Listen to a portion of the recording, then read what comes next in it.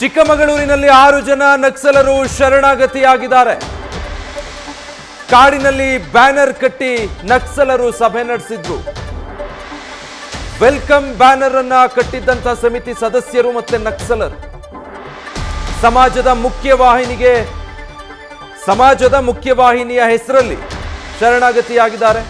ಸರ್ಕಾರದ ಬಯಕೆಯನ್ನ ನಕ್ಸಲರು ಸ್ವಾಗತಿಸಿದ್ರ. ಸಭೆ ಮಾಡ್ತಿದ್ದಾರೆ ಅಂದ್ರೆ ನಕ್ಸಲರಿಗೂ ಕೂಡ ಅದೇ ಬೇಕಿತ್ತ ಅನ್ನೋದು.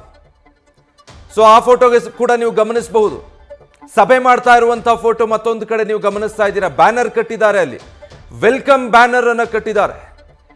ಕಾಡಿನೊಳಗಿದ್ದು ಬಂದೂಕುಗಳನ್ನ ಹಿಡ್ಕೊಂಡು ಇಷ್ಟು ದಿನ ಹೋರಾಟ ಮಾಡ್ತೀವಿ ಅಂತ ಸರ್ಕಾರದ ವಿರುದ್ಧ, ಆಡಳಿತದ ವಿರುದ್ಧ, ವ್ಯವಸ್ಥೆಯ ವಿರುದ್ಧ ಗನ್ ಬಳಸ್ತಾ ಇದ್ದವರು ಇದೀಗ ಎಲ್ಲವನ್ನು ತೊರೆದು ನಾವು ಮತ್ತೆ ಮುಖ್ಯವಾಹಿನಿಗೆ ಬರ್ತೀವಿ, ಶರಣಾಗತಿ ಆಗ್ತೀವಿ ಅಂತ ಹೇಳಿ 6 ಜನ ನಕ್ಸಲರು ಶರಣಾಗೋದಕ್ಕೆ ಮುಂದಾಗಿದ್ದಾರೆ. ಅದೇ ನಿಟ್ಟಿನಲ್ಲಿ ವೆಲ್ಕಮ್ ಬ್ಯಾನರ್ ಅನ್ನು ಕಟ್ಟಿ ಸಮಿತಿಯ ಸದಸ್ಯರ ಜೊತೆ ಶಾಂತಿ ಮಾತುಕತೆ, ಶರಣಾಗತಿಗೆ ಸಂಬಂಧಪಟ್ಟ ಹಾಗೆ ಮಾತುಕತೆ ನಡೆಸ್ತಾ ಇರುವಂತಹ ಫೋಟೋ ಅದು ಬಲಭಾಗದಲ್ಲಿ ನೀವು ಗಮನಿಸ್ತಾ ಇರುವಂಥದ್ದು.